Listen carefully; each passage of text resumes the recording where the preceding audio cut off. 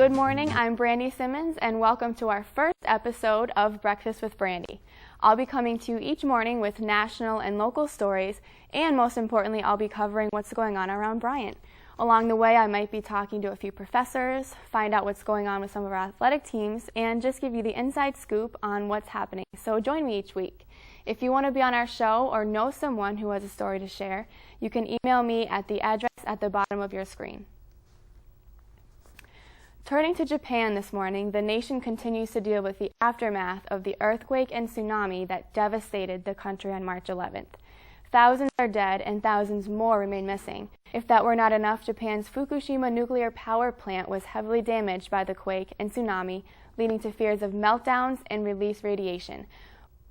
Recently, though, there has been some good news, if you can call it that, coming out of Japan. It seems the nuclear fears have been eased a bit as power has been restored to the control rooms at the troubled plant and water is being pumped in to cool the reactors. Japan is not yet out of the woods, but this is a bright note in what has just been one tragedy after another for the Japanese people. It's going to take a tremendous humanitarian effort in Japan, and if you'd like to help, please visit the American Red Cross website, or you can text Red Cross to 90999 to donate $10. Taking a look at Bryant news this morning, did you ever wonder what pluralism is? It can be defined many different ways. I gotta cut that was awful. I'm sorry. Just keep going, ready? Great. Taking a look at Bryant news this morning, did you ever wonder what pluralism is? It can be defined many different ways, but the Diversity Council of Champions at Bryant wants you to define it your way. They're holding a contest for students, faculty, and staff to be creative and define pluralism from your perspective. You can express yourself in a format that works for you, and previous entries have included original essays, artwork, plays, music, poems, and other forms of creative work. Entry forms are due April 1st for the contest, and the deadline for the creative work is April 14th. You can download forms from the Bryant website, get them from the admission office, or contact Helen Senecal at extension 6100 for more information.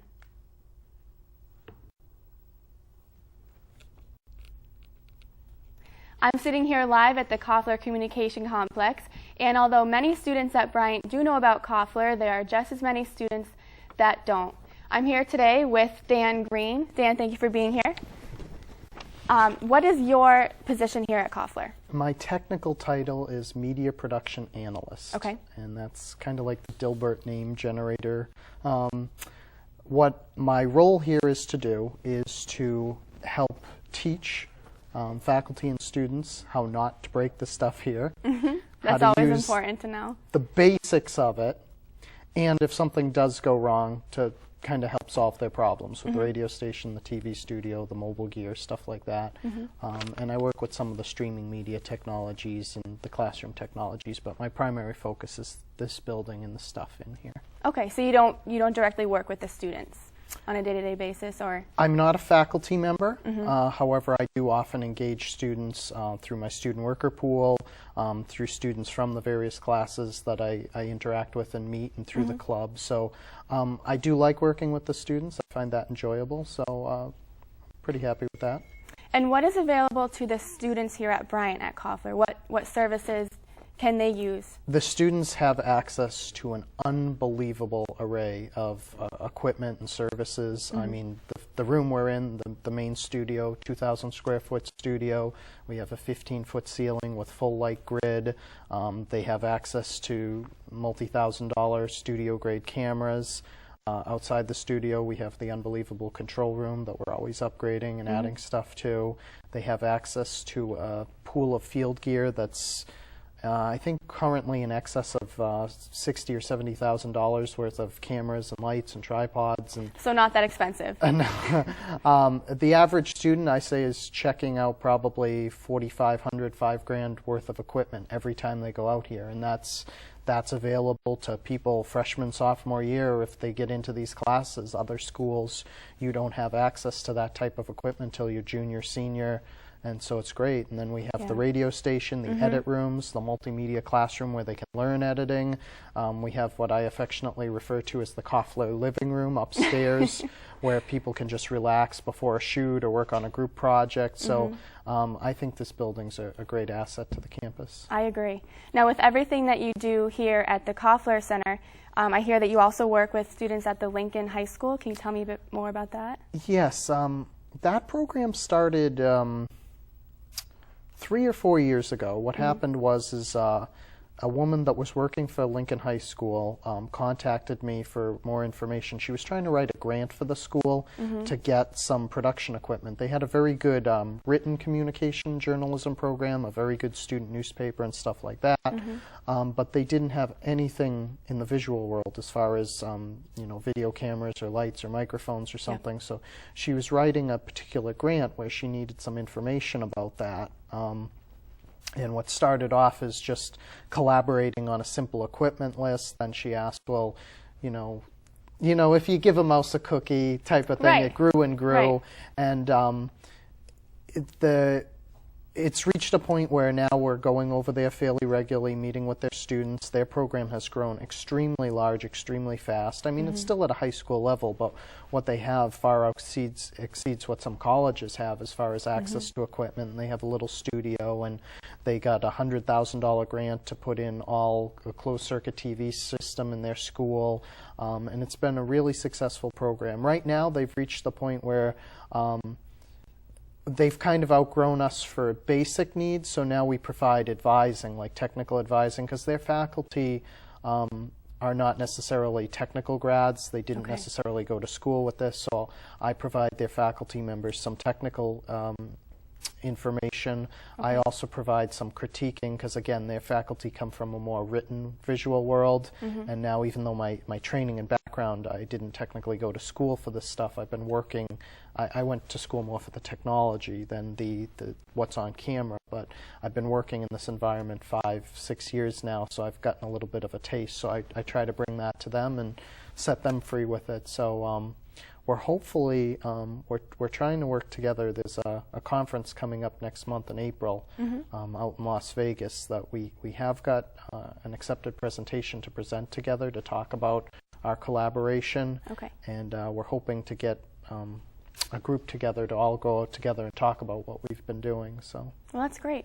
It sounds like a great collaborative effort. And do the students are they here at all? Yes, from the high school? that's in the early days of the program, that was part of it. Since they didn't have cameras and mics and stuff, they would come here, they would borrow our equipment, and the condition was you're using our equipment, learning on our equipment, you have to shoot a video piece that's relevant to Bryant. So we'd pick a topic, we'd peer them with some of my student workers and some of the MPC students, and kind of a big brother, big sister media thing going on. That's fun. And they would shoot a Bryant piece, and they've kind of outgrown that, and they have stuff they want to do back home. So now when they come, it's typically to see what the next step up is, because their studio's small, their field gear pool is small.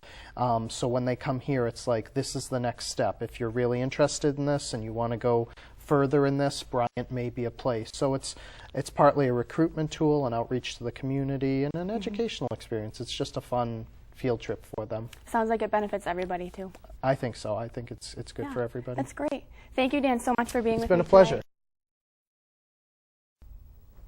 This is a big year for the Bryant Bulldog men's lacrosse team. 2011 marks the first year the team is eligible for the Division I playoffs, and the season is shaping up to be a great one.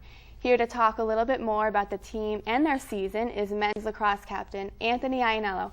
Anthony, thanks for stopping by. No problem. Now, when you first started playing lacrosse, it was Division II. Yes. And they switched to Division I your sophomore year. Can you tell me a little bit about the switch and how that affected your team, your practicing? Well, I mean, starting with my class, we knew that we were going to Division I. We were recruited with the knowledge that the jump was, expected to happen. So it didn't so much affect the underclassmen as much as it did the upperclassmen who had been playing Division II for several years.